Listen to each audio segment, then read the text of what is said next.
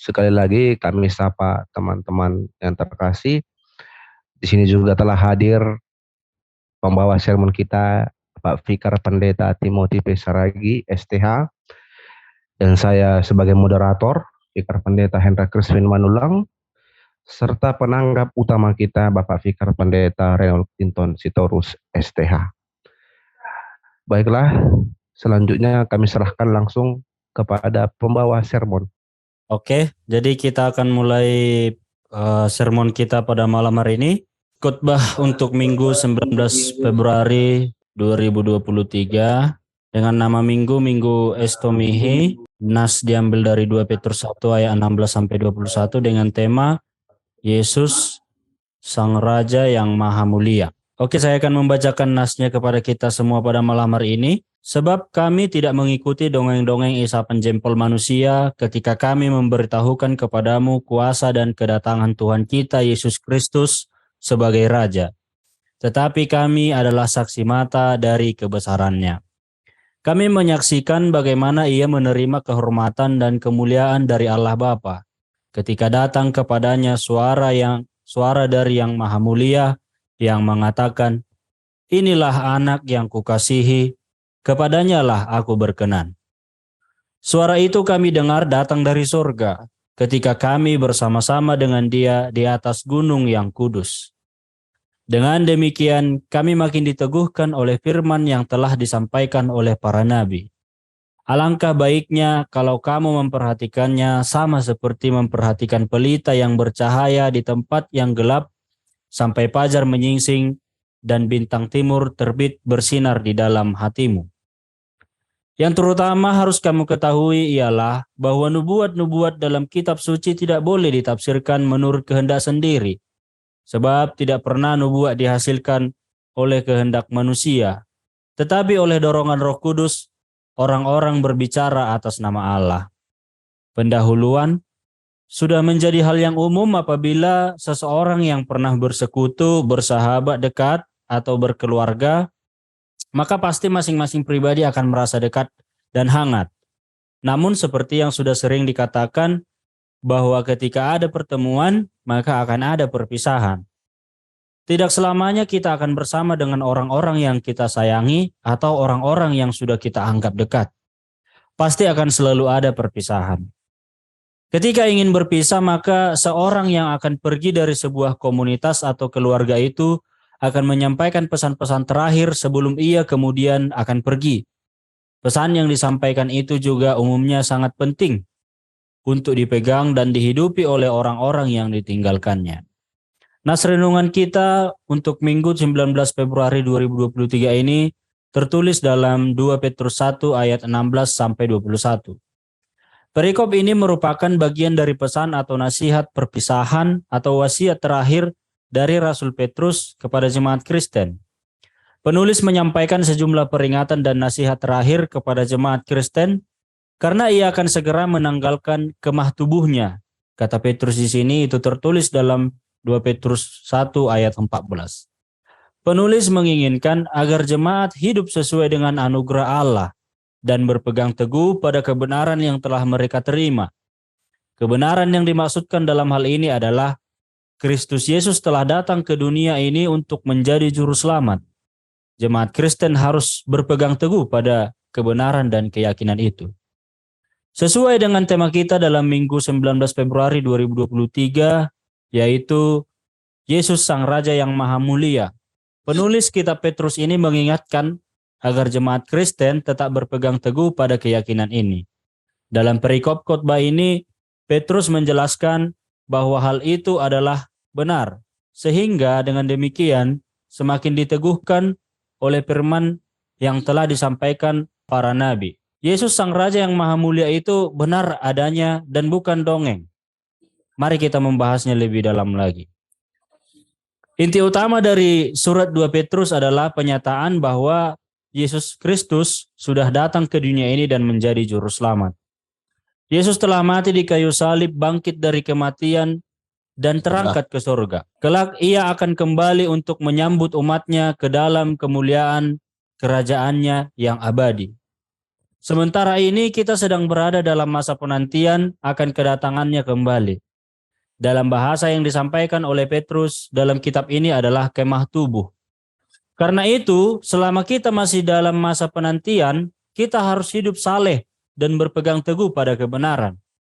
Kita harus hidup sebagai jemaat Kristen sambil menanti datangnya hari Tuhan itu. Itulah yang menjadi pesan utama yang disampaikan oleh Petrus dalam kitab ini. Petrus menasihatkan jemaat Kristen agar hidup secara benar sehingga layak di hadapan Tuhan. Menambah iman dengan kebajikan, pengetahuan, penguasaan diri, dan kesalehan. Petrus menghendaki agar jemaat yang ia tinggalkan mengingat kebenaran pesannya ini setelah ia pergi. Pesan dan nasihat yang disampaikan oleh Rasul Petrus itu bukanlah tanpa dasar atau sesuatu yang tidak benar. Pesan yang disampaikan oleh Rasul Petrus itu benar adanya dan disampaikan dengan sungguh-sungguh. Itulah yang dipaparkan oleh Rasul Petrus dalam ayat 16 sampai ayat 21. Ayat 16 sampai 18 dasar untuk percaya. Kebenaran yang disampaikan oleh Rasul Petrus bukanlah dongeng belaka. Kebenaran atau Injil yang ia sampaikan itu benar adanya. Bukan sekadar kisah-kisah dongeng yang tidak ada gunanya atau hal yang sia-sia, tetapi merupakan sebuah kebenaran yang tidak dapat diragukan lagi dan sangat penting. Para rasul menyampaikan Injil bukanlah sebagai sebuah karangan, berita bohong atau dalam istilah zaman sekarang, hoax, seperti sekarang ini yang memiliki tujuan tertentu yang tidak baik. Petrus bilang, bukanlah dongeng-dongeng isapan jempol manusia. Kalau saya lihat tadi dalam Kamus Besar Bahasa Indonesia, dongeng itu berarti cerita yang tidak benar terjadi. Terutama untuk kejadian zaman dahulu atau hal yang aneh-aneh lah. Kalau isapan jempol ini, saya belum pernah menemukan redaksi kata yang begini. Tadi saya ketika mencari-cari, saya temukan artinya dalam Kamus Besar Bahasa Indonesia adalah kabar yang tidak benar atau kabar bohong. Saya belum pernah mendengar istilah isapan jempol ini dan menariknya ketika saya mengetikkan di tab pencarian isapan jempol di Google selalu merujuk ke teks Alkitab. Namun menarik untuk melihat ke bahasa aslinya dikatakan sesopis menois mitois yang berarti cleverly devised fables, dongeng-dongeng yang dirancang dengan cerdik. Kata mitois yang digunakan dalam nas ini berarti cerita fiktif yang tidak ada kenyataannya. Dalam terjemahan Alkitab berbahasa Inggris digunakan istilah seperti fables, tales, story, myth, dan lain-lain. Semua istilah itu menunjukkan hal-hal yang sifatnya tidak nyata. Merujuk kepada istilah Yunani tadi cleverly devised, yang dirancang dengan cerdik bisa saja memang sebuah cerita atau dongeng itu dikarang dengan niatan baik atau untuk niat yang jahat dengan motivasi-motivasi tertentu. Sama seperti dongeng-dongeng ketika kita masih kecil, seperti Malin Kundang misalnya, dongeng-dongeng tentang harta karun dan lain sebagainya, yang memang dikarang dengan maksud memberikan pesan moral kepada orang yang mendengarnya. Meski dikarang dengan berisikan pesan moral sekalipun, tetapi tetap saja itu merupakan karangan manusia, imajinasi manusia, dan belum tentu ada yang berlaku demikian atau yang pernah kejadian. Tetap saja kita tidak dapat menganggapnya sebagai sebuah kebenaran. Itulah sebabnya Petrus berkata, apa yang mereka beritahukan itu, yaitu tentang Injil dan kabar baik itu kepada jemaat, baik itu kuasa dan kedatangan Tuhan Yesus Kristus sebagai Raja bukanlah sebagai dongeng isapan jempol manusia. Tetapi semuanya itu benar adanya. Dan mereka menjadi saksi mata atas kebesarannya. Mereka melihat bagaimana Yesus menerima kehormatan dan kemuliaan dari Allah Bapa. Ketika datang kepadanya suara dari Yang Maha Mulia yang mengatakan, inilah anak yang kukasihi, kepadanya lah aku berkenan.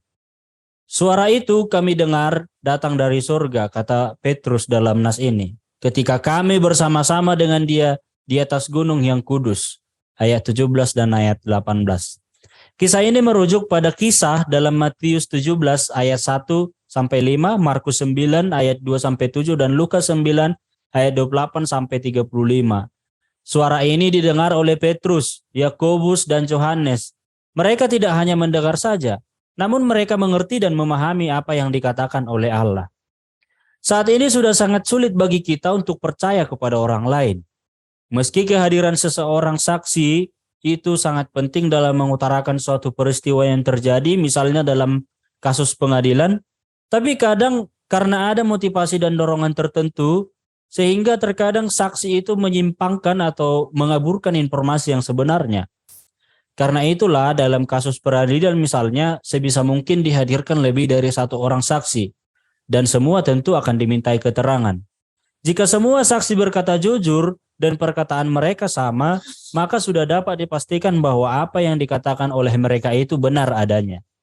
Apa yang dituliskan oleh Petrus juga dalam nas ini tidak hanya disaksikan oleh satu orang saja atau hanya disaksikan oleh Petrus misalnya, tapi disaksikan oleh 3 orang. Dan kesaksian mereka itu benar adanya dan sama, bukan dikarang-karang. Mereka sendiri yang menjadi saksi keagungan Kristus. Karena itu sama seperti apa yang dikatakan oleh Petrus dalam pesannya dari ayat 3 sampai 13 yang mengingatkan jemaat Tuhan untuk hidup saleh dan berpegang pada kebenaran. Petrus menyampaikannya bukan tanpa dasar. Ia menyampaikannya justru karena mereka sendiri telah menjadi saksi atas keagungan Kristus. Ayat 19 sampai 21. Setelah mereka menyaksikan keagungan Kristus itu, mereka semakin diteguhkan oleh firman yang telah disampaikan oleh para nabi. Sebelumnya para murid masih kurang percaya. Yesus sendiri mengatakannya kepada muridnya ketika mereka bertanya kepada Yesus, "Mengapa kami tidak dapat mengusir setan itu?" Yesus kemudian berkata kepada mereka, "Karena kamu kurang percaya." Yesus kemudian menambahkan bahwa sekiranya mereka mempunyai iman sebesar biji sesawi saja, maka mereka dapat memindahkan gunung ini dan tak akan ada yang mustahil. Itu tertulis dalam Matius 17 ayat 19 sampai 21.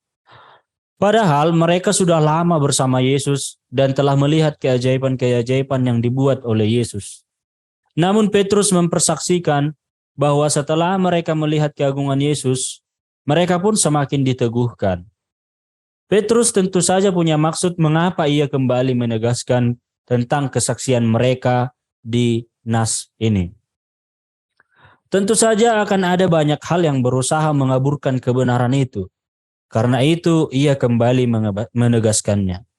Di ayat-ayat yang berikutnya, di pasal yang kedua dan seterusnya, Petrus mengingatkan para jemaat agar waspada terhadap para nabi dan guru palsu yang bisa saja akan menyangkal penguasa yang telah menebus mereka.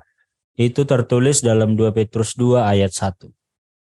Pesan Petrus ini bisa jadi salah satu alasan mengapa ia kemudian menegaskan pesannya. Ketidakpercayaan dalam hidup tentu saja bisa terjadi, teman-teman. Sama seperti murid yang kurang percaya. Mereka sudah bersama dengan Yesus dan menyaksikan karya ajaib yang Yesus buat, tapi mereka masih kurang percaya. Hal yang sama bisa terjadi dalam kehidupan kita. Memang kita mengaku percaya kepada Yesus, mengaku sebagai orang yang percaya, namun ketika diperhadapkan dengan berbagai macam tantangan dan persoalan hidup, kita langsung kehilangan sukacita dan damai sejahtera. Bahkan sering sekali juga membuat kita kehilangan kuasa dan kepekaan untuk terus mengandalkan Tuhan. Kita sering terlalu fokus pada masalah dan mengesampingkan Tuhan serta kuasa-Nya.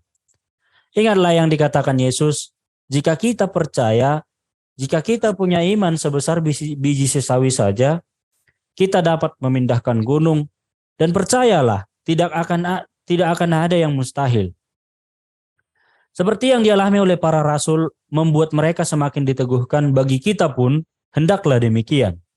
Semakin banyak peristiwa yang dihadapi oleh murid, maka iman mereka pun semakin teguh. Tentu kita pun, jika kita renungkan, kehidupan kita ini juga dipenuhi dengan kuasa dan keagungan Tuhan. Hanya saja terkadang kita tidak jeli memahaminya. Saya teringat waktu pertanyaan dasar sewaktu mengikuti kelas dogmatika.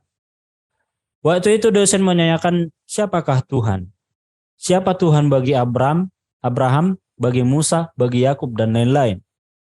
Waktu itu kami masih bingung menjawabnya. Pikiran dasar saya, ya kalau dibilang Tuhan, ya Tuhan sajalah, nggak ada yang lain. Namun dosen kami juga kemudian menjelaskan konsep pemahaman yang berbeda terhadap Tuhan.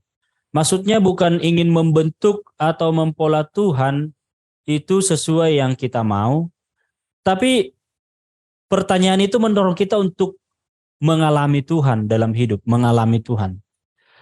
Itu makanya ada istilah seperti Jehovah Jireh, Jehovah Nisi, Jehovah Shalom, dan lain sebagainya.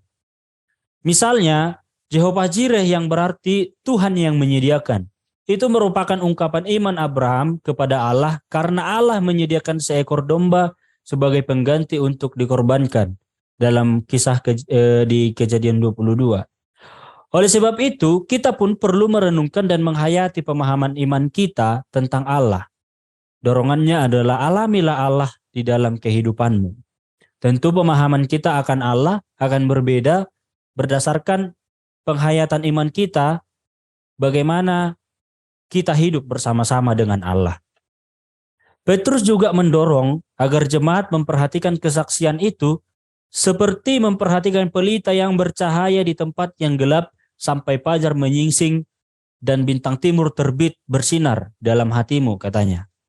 Sebaiknya kalian memperhatikan pesan itu sebab pesan itu seperti lampu yang bersinar di tempat gelap sampai fajar menyingsing dan cahaya bintang timur bersinar di dalam hatimu. Itu dituliskan dalam bahasa Indonesia masa kini agar lebih mudah untuk memahaminya. Petrus mendorong agar kita memperhatikan pesan itu dalam hati kita dengan sungguh-sungguh. Seperti memperhatikan pelita di tempat yang gelap. Ketika ada pelita di tempat yang gelap atau seberkas cahaya pun, pasti pandangan kita akan tertuju pada pelita itu. Sebab hanya itu yang nampak dalam gelap. Mungkin akan semakin memperkaya pemahaman kita kalau di Perjanjian Baru itu dibilang pelita itu lampu yang kecil. Atau bahasa Batak palito itu lilin gitu. Jadi cahayanya itu sangat kecil gitu. Petrus mau kita memperhatikan pesan itu dengan sungguh-sungguh, fokus, hanya melihat itu saja dan mengabaikan yang lain. Fokus itu juga harus sampai fajar menyingsing. Fajar melambangkan hari baru yang akan dibawa oleh Kristus pada saat kedatangannya. Dan sampai cahaya bintang timur bersinar, dapat juga menggunakan terjemahan pembawa terang. Dan Yesus adalah terang sejati. Itu tertulis dalam Yohanes 3 ayat 19 sampai 21. Dan bintang timur yang gilang gemilang. Wahyu 22 ayat 16. Artinya, pesan ini harus kita perhatikan dalam hati kita dengan sungguh-sungguh sampai tiba waktu kedatangannya dan sampai terang yang sejati itu datang kembali. Harus dengan sungguh-sungguh. Bukan terputus perhatian kita akan pesan itu, akan firman itu. Harus selalu dihidupi, jangan sampai terputus. Terakhir, Petrus mengingatkan agar nubuat-nubuat dalam kitab suci tidak boleh ditafsirkan menurut kehendak sendiri. Karena nubuat tidak dihasilkan oleh kehendak manusia, melainkan oleh dorongan Roh Kudus, orang-orang berbicara atas nama Allah. Menarik sekali Petrus menyampaikan ini sebagai pesan penutupnya di pasal ini. Karena pesan ini berkaitan dengan dorongan agar jemaat hidup saleh dan berpegang pada kebenaran dalam masa penantian akan kedatangan Kristus. Dalam hal itulah ada nubuat. Nubuat dapat kita pahami sebagai wahyu yang disampaikan oleh para nabi atau oleh seorang yang diutus Tuhan. Nubuat pada dasarnya bersifat hari yang akan datang, atau sesuatu yang akan digenapi di hari yang akan datang.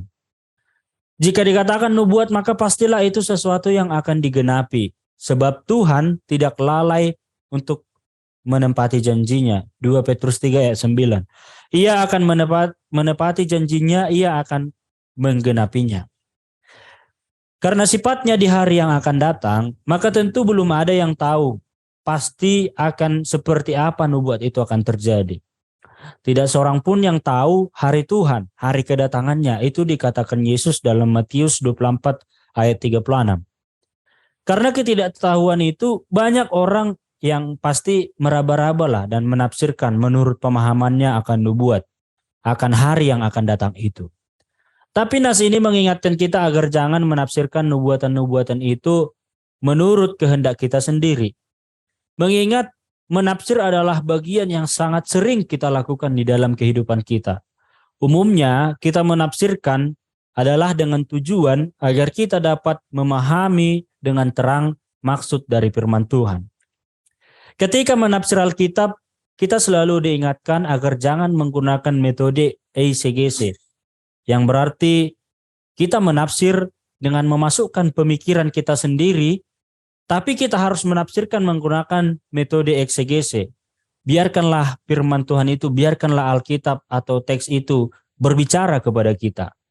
Biarkan Alkitab sendiri yang berbicara dan menyampaikan pesannya kepada kita. Poin penting yang ingin disampaikan Petrus dalam nas ini adalah agar kita dengan ketekunan dalam menanti kedatangan Tuhan. Tidak perlu berpikir lain-lain, seperti bagaimana nantinya ini dan itu, bagaimana nanti kelak akan terjadi tentang nubuat itu.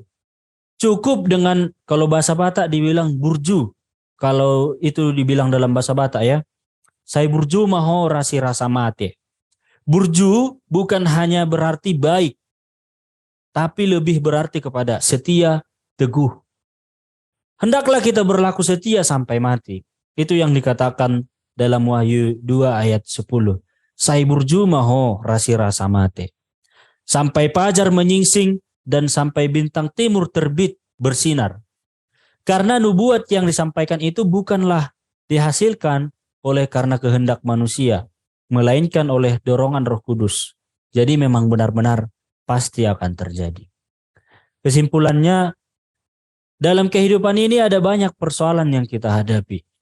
Persoalan yang kita hadapi itu terkadang menguji iman dan kepercayaan kita. Bisa saja membuat kita terjatuh dan merasa tidak yakin apakah kita bisa menghadapinya atau tidak. Apakah Tuhan akan menolong kita? Apakah Tuhan ada bersama kita? Tanpa kita sadari, pemikiran yang demikian telah membuat kita meragukan Tuhan dan tidak bersandar padanya. Ketidakyakinan kita itu pun membuat kita berdosa kepada Tuhan. Karena kita jadi fokus akan masalah, tidak lagi fokus pada kuasa Tuhan.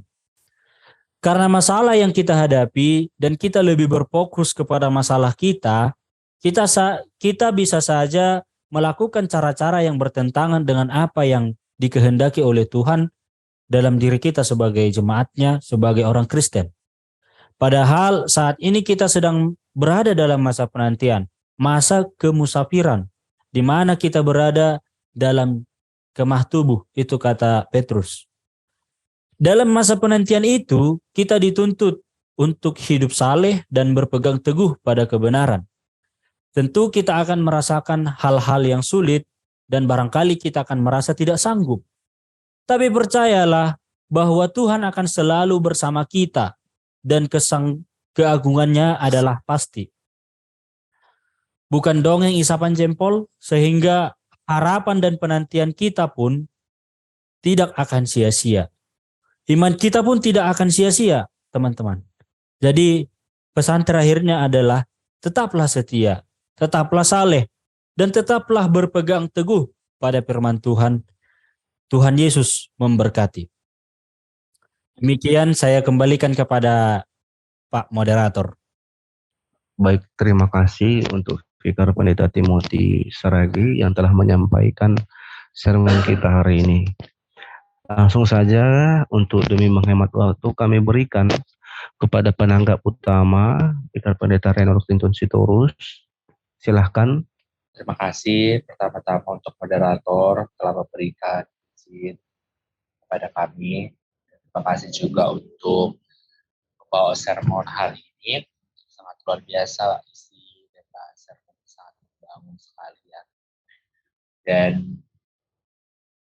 yang saya mau katakan memang sebagai penanggap utama tidak banyak yang ingin saya tanggapi, cuman ingin menambahkan daripada bahan sermon yang dibawakan oleh pembawa sermon Saudara Timothy. Timotius bahwa ternyata memang dalam kehidupan ini kadang memang kita juga kalau tidak ada bukti nyata, kadang kita susah percaya seperti itu ya. Kalau tidak ada bukti nyata yang kita lihat, kita pun akan sulit untuk percaya tentang hal itu. Tetapi di sini di ayat ini Petrus mengatakan bahwa dia adalah saksi mata yang sesungguhnya. Kenapa dia saksi mata? Kalau dilihat dari perjalanan kehidupan Petrus bersama dengan Tuhan Yesus, kurang lebih dia 3 tahun lah bersama dengan Tuhan, menjalani kehidupannya bersama dengan Tuhan Yesus. Saya rasa berarti dia memang sudah melihat secara betul, melihat secara intens dengan mata kepalanya sendiri, bagaimana sebenarnya perbuatan dan tindakan Sang Juru Selamat itu. Bagaimana sebenarnya karakter dan sifat daripada Tuhan itu. Sehingga dia mengapai kepada jemaatnya, mendorong kepada jemaatnya, bahwa benar-benar Tuhan Yesus itu adalah sang terang, atau Tuhan Yesus itu adalah benar-benar Tuhan yang memberikan yang terbaik ke dalam kehidupan umat manusia. Karena Petrus sendiri menyatakan bahwa memang dia adalah saksi mata Tuhan. Jadi dalam kesaksian tersebut, yang dimana bahwa dikisahkan seseorang yang menyaksikan peristiwa tersebut dengan mata kepalanya sendiri, Petrus tahu bahwa jemaat Tuhan itu sebenarnya menuntut pembuktian yang nyata, yang fakta, yang harus dipaparkan tentang Yesus Kristus itu sebenarnya seperti apa. Oleh sebab itu, Petrus menyebut dirinya bersama dengan rasul lainnya sebagai saksi hidup terhadap perbuatan ajaib ataupun terhadap perbuatan-perbuatan yang mulia yang disebut dengan Yesus Kristus. Kan tadi saya katakan bahwa ini pernyataan yang didukung bahwa keberadaan Petrus itu sebagai apa? Sebagai murid daripada Tuhan Yesus, yang dia juga terlibat dalam perjalanan pelayanan Yesus Kristus. Nah, melalui dari itulah dia bersaksi. Dengan kesaksiannya itu, saya ada mendapat saya dapat di sini bahwa dalam kesaksian yang Petrus lakukan, dia memaparkan 2 tiang pancang yang mampu meneguhkan dan mengukuhkan kehidupan rohani jemaat Tuhan. Yang pertama, di sini dikatakan bahwa setiap orang yang berjalan bersama Kristus dan mempercayakan seluruh hidupnya pada pemeliharaannya, niscaya akan menyaksikan dan mengalami hidup dengan Tuhan secara nyata. Itulah alasan Petrus mengatakan ataupun mengaparkan melalui kesaksian yang dinyatakan ada 2 peneguhan dan mengukuhkan kehidupan rohani jemaat. Yang pertama, setiap orang yang berjalan bersama dengan Kristus dan mempercayakan hidupnya sama Kristus, percaya dan niscayalah kehidupan yang dia akan alami akan disaksikannya secara nyata bagaimana Tuhan akan memelihara hidupnya. Yang kedua juga melalui pengalaman yang dialami Petrus dan rasul lainnya yang merupakan itu adalah penggenapan firman Allah. Bahwa kita tahu firman itu sendiri adalah wahyu ilahi. Jadi dia mempercayakan diri seutuhnya kepada kesaksian Alkitab akan Kristus. Hidup jemaat Tuhan juga mengarah pada keteguhan dan kekokohan. Karena penandaan kita, kesaksian kita juga terhadap Tuhan itu terletak di dalam seluruhnya itu terletak di dalam Alkitab. Tuhan itu seperti apa, Tuhan melakukan mujizatnya seperti apa, kita tahu itu semua dari Alkitab. Dan kita juga percaya bahwa firman itu, bahwa seutuhnya yang ada di dalam Alkitab ini itu adalah semua tentang firman Allah yang dilahapkan oleh Allah. Kita percaya dengan hal itu. Maka Petrus juga mengatakan bahwa dengan engkau mempercayakan diri seutuhnya kepada kesaksian Alkitab tentang Kristus, maka hidupmu juga akan mengarah kepada keteguhan dan kekokohan. Jadi juga di sini bisa mengajarkan kita beberapa hal ataupun mengajarkan kita tentang supaya kita dianjurkan, apalagi sekarang ini banyak ajaran-ajaran ya, ajaran-ajaran yang tidak dapat dibuktikan kebenarannya. Kita terlalu mudah terpengaruh dengan ajaran-ajaran yang tidak dapat dibuktikan kebenarannya. Padahal di ayat ini supaya mengingatkan kita Dengan kita diingatkan, aku sendiri pun juga diingatkan, jangan terlalu mudah terpengaruh dengan ajaran yang tidak dapat dibuktikan kebenarannya. Sebaliknya, ketika kita percaya dan berpegang teguh pada ajaran Kristus, karena memang sudah betul, itu sudah terbukti kebenarannya. Karena dengan pengalaman yang spiritualitas daripada Petrus juga, dia sudah memberikan sesuatu yang baru di dalam kehidupan jemaat di sana. Bahkan tujuannya sangat jelas di sana dikatakan bahwa dia ingin meneguhkan dan mengkokohkan kehidupan rohani daripada jemaat tersebut. Itu alasannya kenapa dia harus berani mengatakan bahwa saya itu adalah saksi mata, tanda kutip ya, saksi mata dari perjalanan kehidupan Tuhan Yesus. Mungkin itu saja yang saya mau tambahkan ya. Tapi mungkin boleh lah ya kita sama-sama diskusi tentang, saya terlalu penasaran seperti ini dia.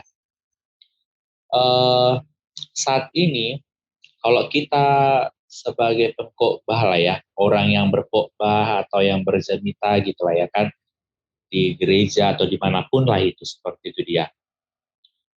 Jemaat sekarang dan mungkin ya, saya sendiri lah dulu. Saya sendiri merasa terkadang yang dikhotbahkan juga tidak sepenuh 100% ya, tidak 100% berbicara tentang Allah. Kadang orang mengatakan bahwa yang berkhotbah itu memberikan action, aksi yang memberikan ketawa-ketawa kepada jemaat, itu adalah pengkhotbah yang sebenarnya. Katanya seperti itu dia. Itu adalah khotbah yang memberikan kehidupan rohani seperti itu. Padahal kita tahu kan, kalau berkhotbah itu, ataupun kalau kita berbicara tentang firman Allah, pasti harus ada namanya dibarengi dengan Roh Kudus yang ikut berbicara di sana. Karena apa? Karena kan kita berbicara tentang Allah. Tapi dengan ada beberapa pengalaman lah ya, pengalaman kita di dunia pelayanan, orang pada mengatakan tidak terlalu banyak lagi berbicara kepada tentang Allah, karena orang berbicara misalnya gini, kami di hutan, nah gitu-gitu, atau jemaat sekarang gini, atau apa gitulah, seperti kepada pengalaman pribadinya sendiri lah, seperti itu dia kan, seperti membawakan dirinya itu loh, dia berbicara tentang dirinya sendiri. Nah menurut kita adalah dulu ya kan, sebagai kita adalah seorang calon hamba Tuhan ke depannya yang akan melayani di dunia pelayanan kita masing-masing. Sebenarnya menurut kita, ataupun menurut kita yang kita pahami lagi gitu ya kan, salahkah kalau kita terlalu condong berbicara, atau seperti ini aja lah, bisa nggak kita setengahnya itu berbicara tentang kehidupan manusia, setengahnya itu berbicara kehidupan tentang Allah? Atau memang diharuskankah kita harus berbicara tentang Allah sepenuhnya, seperti itu dia? Karena kan melihat konteksnya juga kan, zaman kita yang seperti apa, mereka butuh apa sebenarnya gitu. Jadi yang pertama. Yang kedua,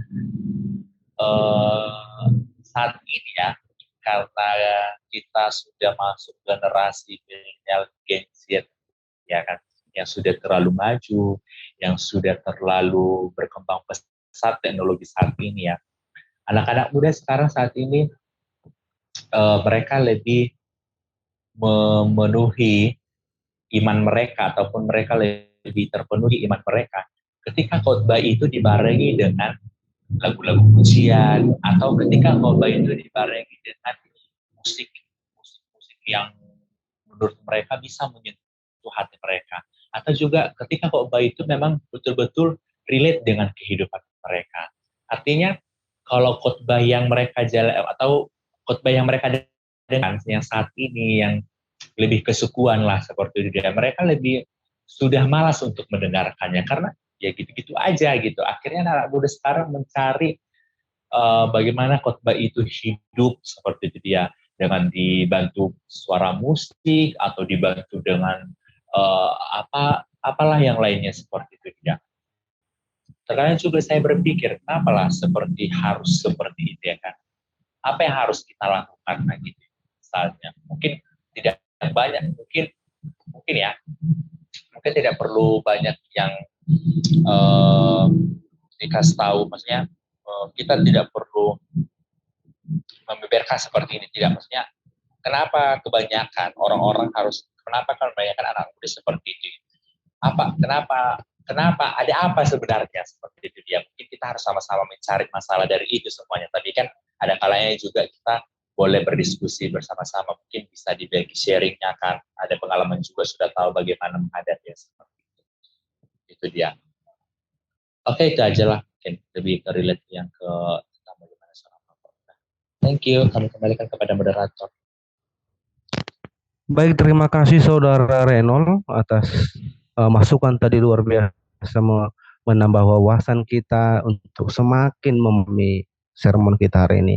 Terima kasih juga, pertanyaannya juga sangat luar biasa ya, sangat benar-benar menjawab pertanyaan kita selama ini ya, tentang bagaimana cara berkhotbah. Walaupun memang kita sudah pelajari, tapi mari kita dengarkan apa pendapat dari Bapak Fikar Pendeta Timothy Saragi. Silakan Bapak Fikar Pendeta.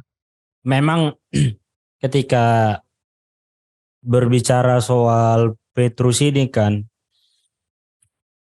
bergumulnya sebenarnya aku karena agak ini gitu, agak nggak biasa kita membahasnya gitu kan, karena ya kita biasa membahas tentang memuji Tuhan, baru membahas tentang kebaikan gitu kan. Baru kalaupun kita berbicara akan penantian misalnya, biasa kan kita bahas itu di kitab Wahyu gitu, lebih ke nubuatan-nubuatan gitu kan. Dan kita sudah tahu juga pesan-pesan yang disampaikan kepada jemaat-jemaat kan gitu. Tapi dari yang kita dalami kan, sebenarnya kalau judul dari tema ini agak kurang pas sebenarnya, karena bicara Yesus Sang Raja yang Maha Mulia kan. Tapi Petrus dalam hal ini berbicara soal bagaimana agar kita hidup saleh dan juga berpegang teguh pada kebenaran menjelang hari kedatangan Tuhan gitu. Nah, menarik tadi yang dikatakan Renol juga. Memang sebenarnya kemarin aku mau membuat pengantarnya itu kayak dari berita hoax apa segala macam kan, tapi agak payah lah memasukkannya gitu. Dan ini menarik juga sebenarnya karena jadi ada referensi kata kita selain daripada hoax atau berita bohong, jadi isapan jempol gitu kan, artinya penerapan bahasa Indonesia yang lebih sempurna. Jadi hoax itu sama dengan isapan jempol gitu. Ini menarik menurutku gitu. Jadi semakin memperkaya redaksi kata kita gitu. Nah, berbicara soal itu, soal mendengar ini kan seperti yang sudah dikatakan tadi, banyak orang yang sudah tidak mau lagi percaya kan. Kalau kita bahas lebih luas lagi, era kita sekarang ini udah dikatakan sebagai era post-truth gitu kan, atau pasca kebenaran, di mana kebenaran itu udah relatif dan gak semua lagi orang. Ketika kita misalnya aku mengatakan ini kebenaran bagiku, bagi Renol itu belum tentu suatu kebenaran gitu. Ketika aku mengatakan ini suatu kebenaran, bagi Sony Simanjuntak belum tentu itu suatu kebenaran gitu. Jadi ada pemahaman yang berbeda kan. Dan aku beberapa hari yang lalu mengikuti sebuah podcast yang berbicara soal gerakan kiri lah kan, gerakan kiri menyerang gereja itulah. Artinya bukan gerakan kiri dalam gerakan politis gitu, tapi lebih ke sikap. Kalau kayak sekarang ini, dari hasil penelitian mereka ditanyakan di luar negeri nih ya, apakah masih percaya kepada Alkitab gitu kan. Banyak orang sudah dalam tanda kutip meragukan kebenaran Alkitab itu gitu kan. Nah kalau kita membahas semakin luas lagi mengenai pengkanonan Alkitab misalnya. Karena kan kanon Alkitab itu adalah tolak ukur gitu. Dan kalau di Perjanjian Baru biasanya yang diakui sebagai kitab itu adalah eh, orang-orang yang pernah hidup bersama dengan Yesus gitu. Nah, ini menjadi menarik supaya kita percaya hanya kepada firman yang benar gitu kan. Nah, firman yang benar itu apa? Yaitu Yesus sendiri. Dan itu memang benar-benar terjadi dulu gitu kan. Dan tidak hanya satu orang yang menyaksikan, tapi juga disaksikan oleh Petrus, Yohanes, dan juga disaksikan oleh Yakobus gitu. Ketiga orang itu gitu. Dan mereka menuliskan poin-poinnya itu semua sama gitu. Jadi artinya itu benar gitu kan. Mungkin kalau ditanyakan sama orang-orang yang dalam tanda kutip tidak percaya dengan Alkitab dan memperdebatkan, coba kasih bukti apakah Alkitab itu benar, itu mungkin sudah ekstrim kan gitu. Aku pun kalau ditanyakan itu, kalau direferensikan tanda bukti itu dalam pemahaman zaman sekarang, kalau bukti zaman sekarang kan sudah mengarah ke audio, rekaman, catatan tertulis, dan lain sebagainya. Tapi kita harus mensyukuri juga saat ini kita dihadirkan atau diberikan dengan Alkitab yang tetap terjaga isinya lah, mulai dari zaman dahulu sampai zaman sekarang ini gitu. Walaupun ada editor yang menambahkan tapi tidak menghilangkan makna daripada kitab itu sendiri. Itu menjadi penting bagi kita supaya kita percaya gitu kan kepada Yesus Sang Raja yang Maha Mulia. Nah, kepercayaan ini pun sebenarnya menarik juga untuk didalami. Petrus menekankan di sini ketika kita percaya kepada Yesus Sang Raja yang Maha Mulia, itu harus kita tunjukkan di dalam kehidupan kita. Gak bisa kita mengaku percaya kepada Yesus Sang Raja yang Maha Mulia itu, tapi dalam kehidupan kita tidak menunjukkan itu gitu. Kalau di pasal 1 ayat 5 sampai ayat 6 dikatakan, justru karena itu kamu harus dengan sungguh-sungguh berusaha menambahkan kepada imanmu kebajikan, dan kepada kebajikan pengetahuan, dan kepada pengetahuan penguasaan diri, kepada penguasaan diri ketekunan, dan kepada ketekunan kesalehan. Ayat 7, dan kepada kesalehan kasih akan saudara-saudara, dan kepada kasih akan saudara-saudara kasih akan semua orang. Nah, di sini dikatakan bahwasanya ketika kita percaya kepada Yesus Sang Raja yang Maha Mulia itu, maka kita dipanggil untuk hidup saleh dan berpegang teguh kepada kebenaran gitu. Nah, selanjutnya yang dikatakan tadi mengenai sharing lah ini ya. Aku juga pernah berpikiran seperti itu ketika berkhotbah. Ya aku orangnya nggak funny gitu kan, nggak ya lucu-lucu lah gitu, dan nggak pandai nyanyi juga kayak misalnya membuat lagu-lagu pujian.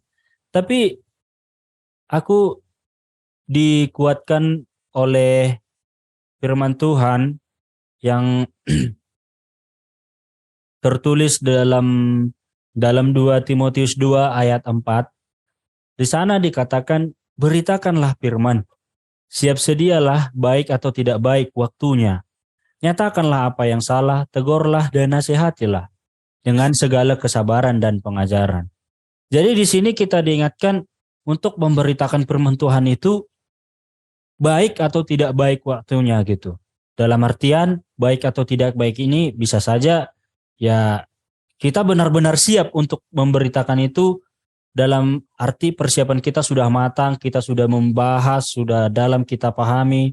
Dan yang tidak baik itu ya bisa jadi ya apa yang kita sampaikan itu boring sama jemaat kan, nggak lucu-lucu lah gitu. Tapi kita harus memberitakan firman, harus siap sedia selalu baik atau tidak baik waktunya.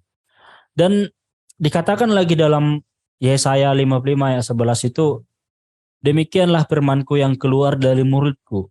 Ia tidak akan kembali kepadaku dengan sia-sia, tetapi ia akan melaksanakan apa yang ku kehendaki dan akan berhasil dalam apa yang kusuruhkan padanya. Jadi kembali lagi kita diingatkan dalam ayat 20 sama ayat 21 tadi untuk tidak menafsirkan menurut kehendak kita sendiri. Kalau yang kita tafsirkan itu adalah menurut firman Allah itu sendiri, itulah yang dikatakan dalam Yesaya 55 ayat 11 ini, firmanku yang keluar dari mulutku gitu. Walaupun kita sebagai perantaraan di ayat 21 dikatakan tadi dengan dorongan Roh Kudus orang-orang berbicara atas nama Allah. Karena Roh Kudus yang berbicara kepada kita, maka itu firman yang keluar dari mulut Allah gitu. Jadi firman yang keluar dari mulut Allah itu tidak akan kembali dengan sia-sia dan melakukan apa yang dikehendaki. Justru melakukan apa yang dikehendaki oleh Tuhan dan akan berhasil dalam apa yang kusuruhkan padanya gitu. Jadi itu tambahan dari aku guys. Barangkali ada tambahan dari teman-teman yang lain. Ini ada komentar ya. Oh, dari Kak Monalisa Purba. Menarik ya khotbah minggu ini. Aku tertegun ketika membaca nasnya. Harus kita akui para pengkhotbah bukan berbicara dari dirinya, tapi atas dorongan Roh Kudus. Karena itu sebagai orang percaya tidak lagi melihat siapa yang berkhotbah, tapi apa yang dikhotbahkan. Dan ini masukan untuk semua pengkhotbah segera bertobat. Waduh, luar biasa sekali ya. Jadi kita benar-benar harus mengoreksi diri kita dan bertobat. Luar biasa. Kita kembali diingatkan kakak kita agar kembali ke jalan yang benar ya. Ini memang selama ini kita agak bengkok-bengkok sedikit. Nah, itu namanya manusia lah ya kan. Walaupun bengkoknya ya bengkok-bengkok 3 derajat lah. Nggak apa lah ya kira-kira kalau kita lurus lagi.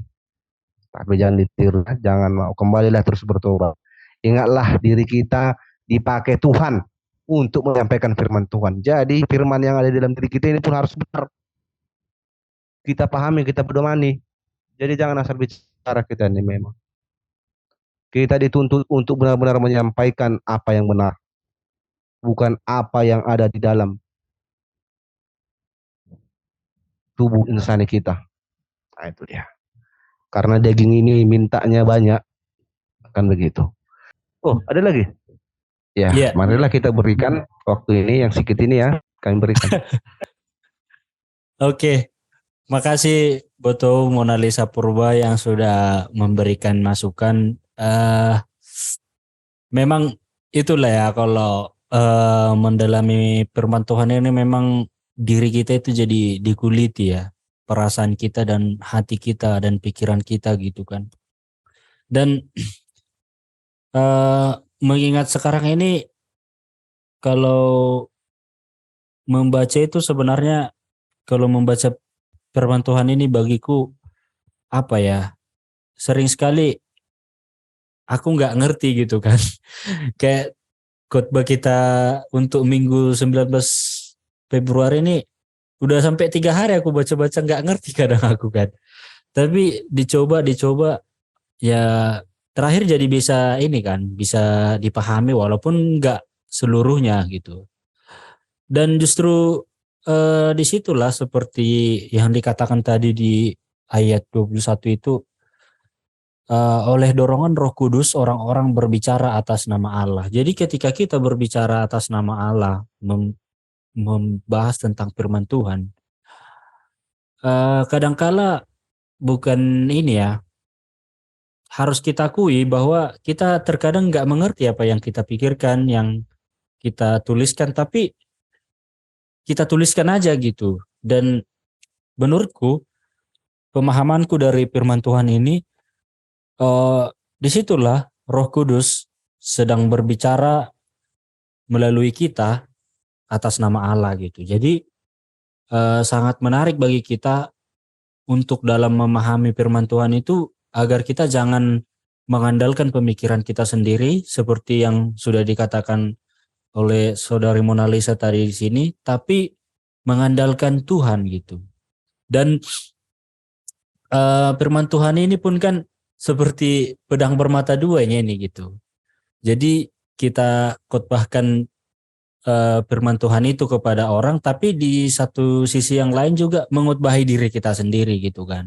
Dulu kalau nggak salah ketika eh, ilmu homiletika dikatakan, Pak Pardu dulu yang bilang itu ya, seseorang itu nggak bisa bersaksi atas seseorang misalnya, atau aku nggak bisa bersaksi atas nama Vikar Pendeta Hendra Crispin Manulang kalau aku tidak dekat dengan dia, kalau aku tidak pernah bersama dengan dia gitu. Dan kita pun gitu, kita nggak akan bisa bersaksi tentang firman Tuhan, berbicara tentang firman Tuhan kalau kita tidak menghidupi firman Tuhan itu di dalam diri kita. Setidaknya kita memahami gitulah. Nah, itu juga lah sebenarnya yang disampaikan dalam khotbah kita ini kan.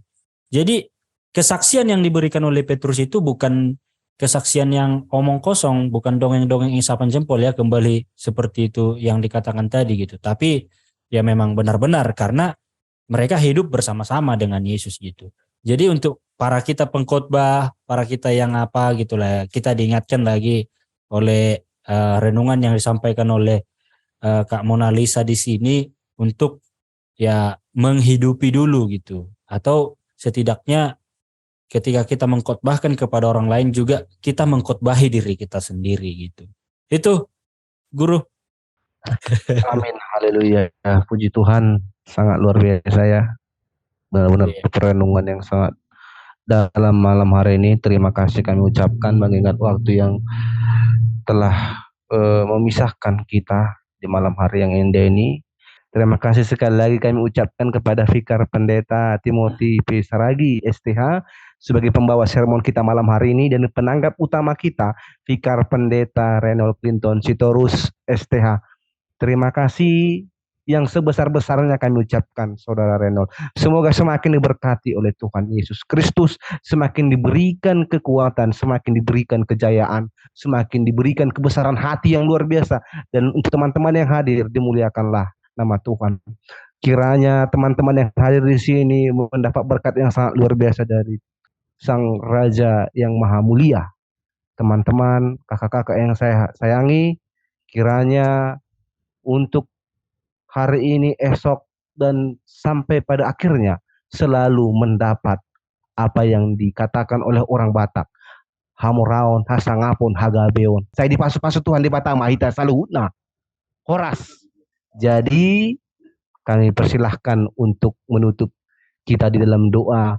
Kita satukan hati kita berdoa. Terima kasih Allah Bapa kami yang di surga, atas berkat rahmat-Mu, Engkau masih izinkan kami untuk bertemu di dalam dunia online ini Tuhan, untuk membahas bagaimana isi kebenaran firman-Mu yang akan kami sampaikan nantinya di tengah-tengah jemaat kami. Tuhan, kiranya apa yang telah kami bahas malam hari ini itu dapat kami simpulkan, dapat kami tambahkan di dalam bahan-bahan kami untuk menyampaikan kebenaran firman-Mu nantinya Tuhan di tengah-tengah jemaat-Mu. Kiranya Engkau berkati setiap langkah kehidupan kami, setiap dunia pelayanan kami Tuhan, agar nama-Mu selalu dimuliakan. Terima kasih Tuhan, dalam Kristus Yesus kami berdoa dan mengucap syukur. Amin.